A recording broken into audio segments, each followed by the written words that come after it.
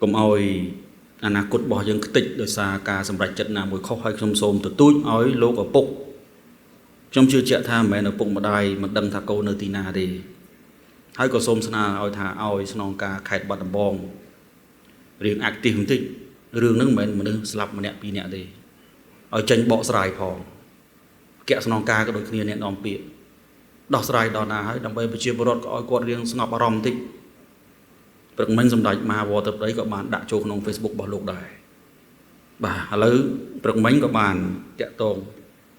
ទាំងអត្តសញ្ញាណជាមួយអាដាមតុកណេតនិងអគ្គនាយកដ្ឋាន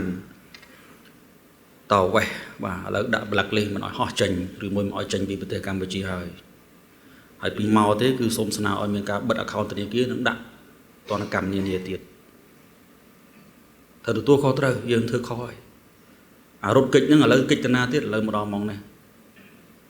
កិច្ចបានមួយរយៈចុងក្រោយគង់ជាប់ដែរចុះបើយើងមកឲ្យដោះស្រាយឲ្យទៅហើយក៏សូមឲ្យទទូចបាទឪពុកម្ដាយខ្ញុំដឹងថាតង់យើងតង់គេក្នុងនាមឪពុកម្ដាយណាគេមិនស្រឡាញ់កូនខ្ញុំក៏ដូចគ្នាអាដាមលោកជំទាវនៅទីនេះមានកូនមានចៅស្រឡាញ់ដូចគ្នាចុះ6នាក់នោះគេអត់ស្រឡាញ់កូនចៅរបស់គេក្រុមគ្រួសារគេទេឥឡូវយើងវាទៅអញ្ចឹងហើយទៅចូលរួមដោះស្រាយពិតអ្នកគាត់អ្នកបញ្ជាចកោតមិនបញ្ជារឿងមួយប៉ុន្តែមកដោះស្រាយចាំបាច់រត់បើយើងខុសយើងចាំបាច់រត់ទេអញ្ចឹងខ្ញុំបានលើទៅដល់លោកឪពុករបស់គាត់ហើយ